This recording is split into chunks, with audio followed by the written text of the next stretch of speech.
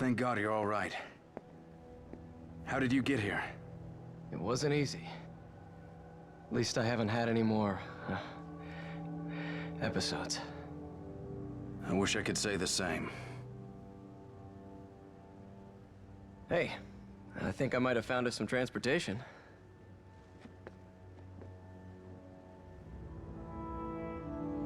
Welcome back to The Evil Within. This is our You Asked For It achievement run. So it's a new game on Akumu difficulty. Only one way to find out. Shit!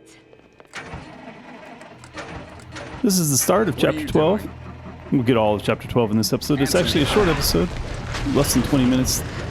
It goes very fast, but it's full of action. So we're going to have to be a little light on the lore discussions today and concentrate mostly on tactical strategies for getting through the episode.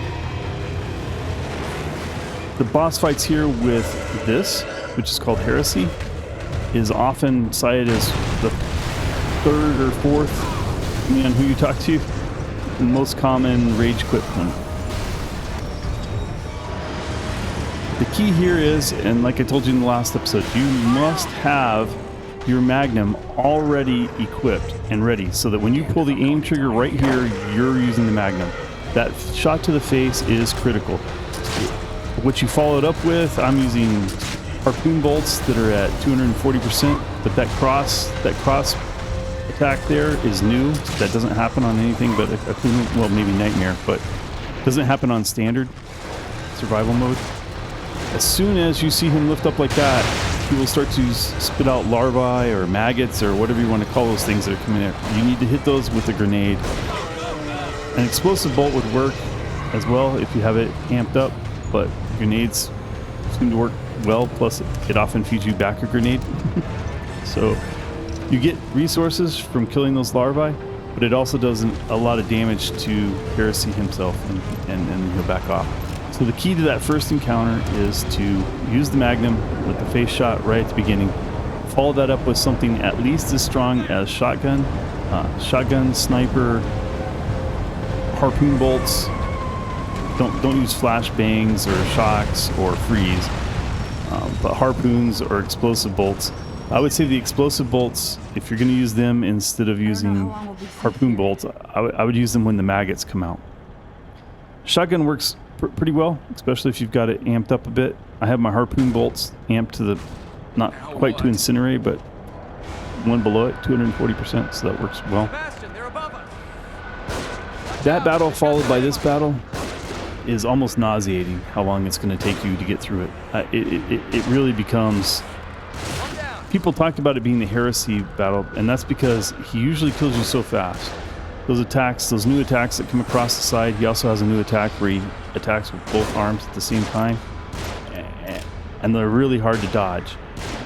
In survival difficulty, you can often, if you push way back in the back there and get behind, just right behind Kidman, you're kind of in a safe zone. That doesn't work in Akumu.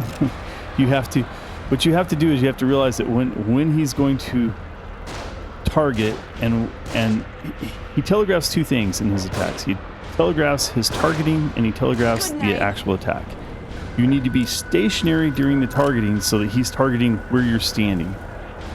And then as soon as he targets that the launch is starting, his launch is starting, you need to be moving and be over.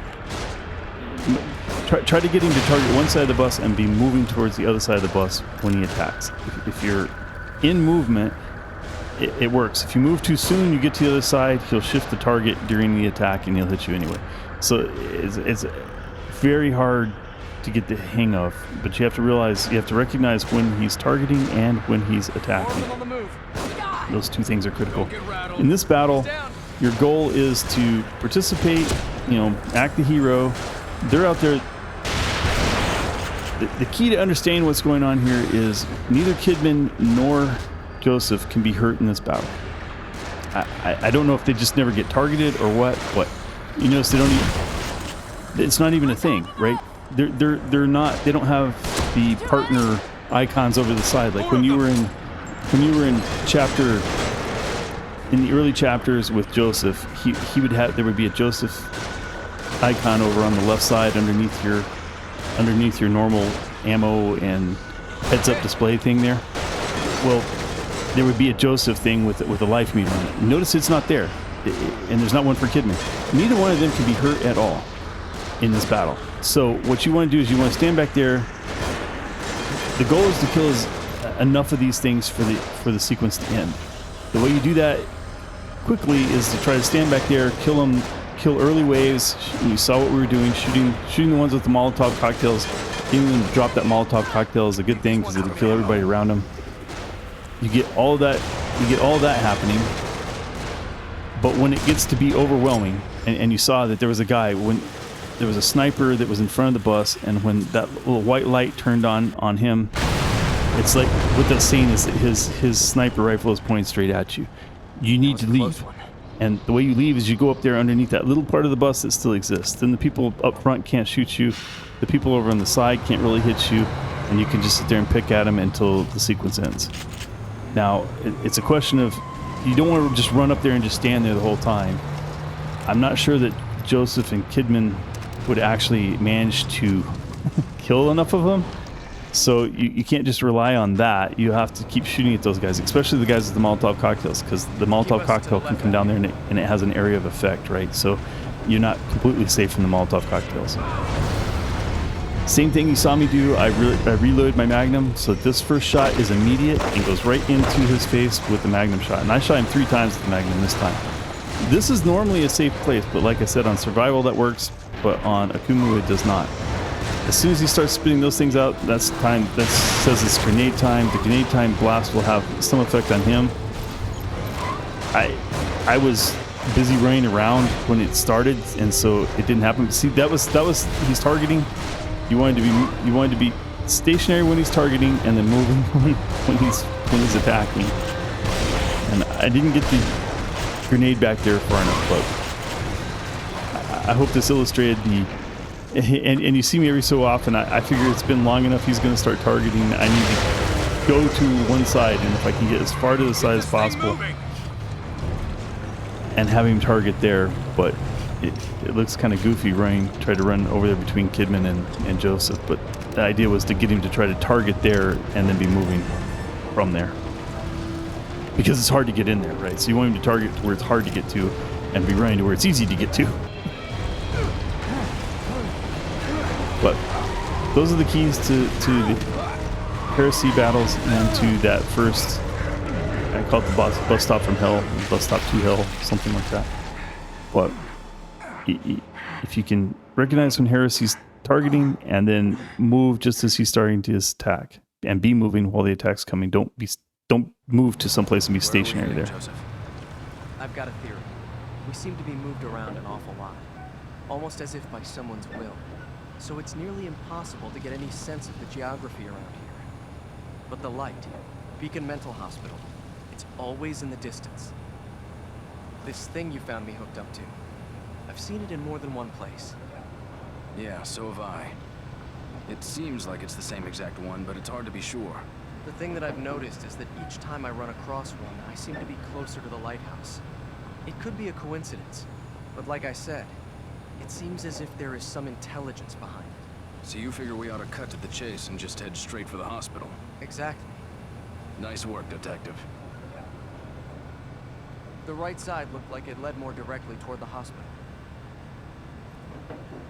Now notice Kidman didn't participate in that conversation. That's because she knew this already. The only reason she's not already there or headed directly there is because she's trying to get Leslie there. The goal was to get Leslie there before Ruvik gets there.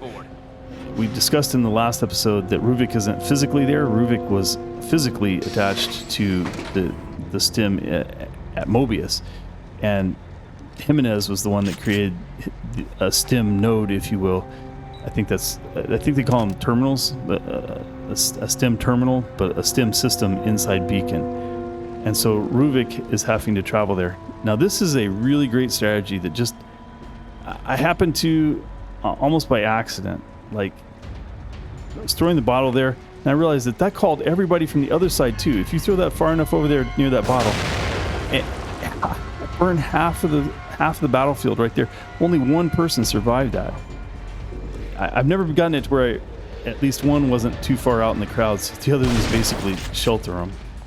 In this particular case, a female police officer. And it was 2 shotgun shells, and she still needs a match. So they're hard to kill, but get them near burning barrels. I couldn't.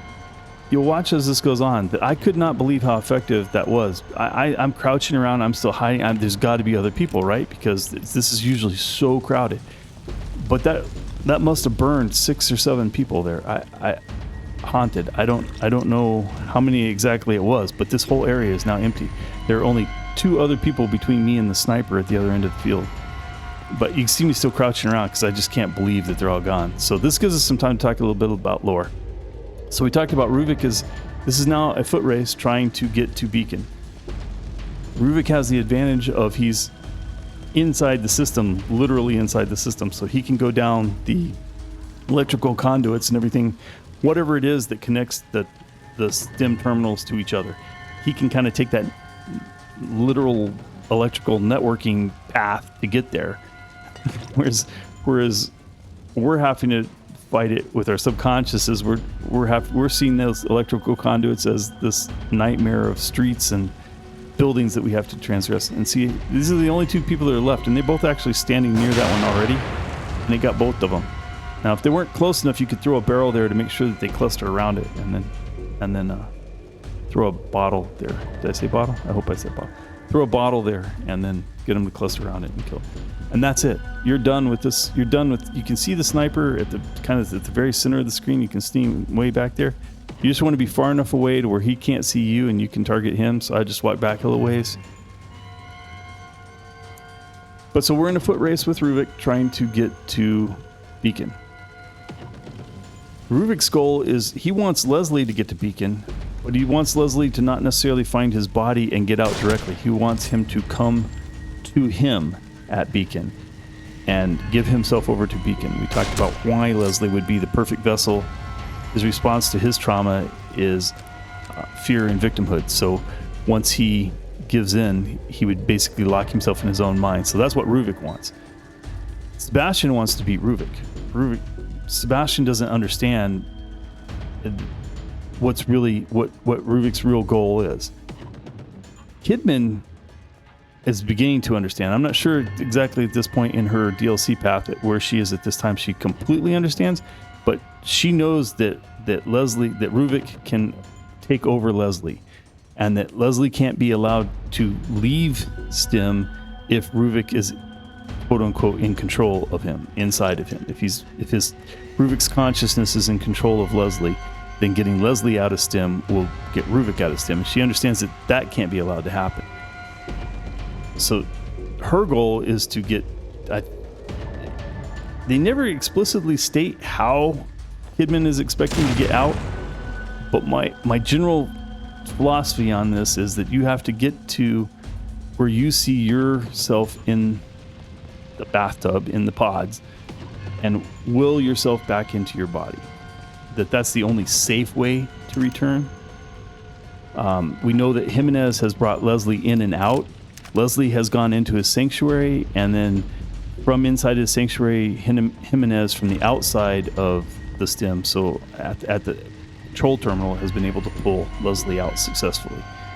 Every time he's yanked anybody out other than Leslie, they've died. And some people go into cardiac arrest just from being in there. This is another good strategy. There's one guy waiting for you back behind there with a gun, so he's dangerous, but he burns easily. Okay, the one and only thing that we have to pick up in this episode is a map. We'll get that in the map fragment. We'll get that in the ambulance here. So let me finish the discussion real quick. The little tiny bit of lore that we have time to talk about. Sebastian doesn't understand exactly what's going on. He's trying to beat Ruvik. Kidman understands that she needs to get Leslie out, but that means that she has to find Leslie, be kind of in control of him physically, push him towards his body, get him out at Beacon. Ruvik is trying to slow everybody down from getting to Beacon until he can be there, waiting for Leslie. At the same time, he can't allow Kidman and Sebastian and Joseph to have a whole lot of time to talk strategy and talk about what's going on. Otherwise, the three of them put together would probably be able to find Leslie and get him into his body and get out without Ruvik. So that's why episode 12 is so hectic. He's trying to separate them. He's throwing everything he can find at him. This huge heresy beast that looks like a tick. The achievement for killing him is arachnophobia, but it looks like a tick to me. It's only got 6 legs and it's got pincers, so seems like a tick to me. This is the only strategy that I found that works here, is to snipe that guy from there. I've tried all the other directions that I've taken in survival. I usually go around another way. I get him to blow up a truck over there on the right, and then I go around that way. That first miss was fortunate because you see where all the zombies went. They went up there to investigate that missed shot that I had. If you hit him on the first shot, you might want to throw another one up there just to get them to move. But once they're up there fiddling around looking for what happened up there, what that sound was, run right by them and jump over the bus. The scary part there was I tried to jump over the car because it seems lower, so it made sense to me physically. But where you want to jump is over the bus, over the hood of the bus, and you can just jump right over that. They're not going to get on that 50 cal in time, and it made it so easy. Let's get out of here So fast. if you look at how easy that segment was, I promise you people don't find it that easy, but through a combination of luck of finding the right place to throw that very first bottle, get rid of so much of the field, and then a lot of work to get that sniper shot off, to shoot between the guards on that 50 cal on the back of the Humvee. It's a hard shot to make. Trust me, it's a very hard shot to make. All right, well, that was our chapter 12. It was short. We didn't have much time to talk about what was going on other than Ruvik's trying to separate everybody so that they don't figure out what's going on. Ruvik wants to get Leslie to Beacon to absorb him, to download himself, his consciousness into Leslie so that he can leave Stim. Kidman's trying to get Leslie there to Beacon, but to get him out without Ruvik in it. So she's trying to puzzle out, how do you get Leslie out without Ruvik coming out too? That was our chapter 12. Hope you enjoyed it. We'll see you tomorrow. Thanks for watching.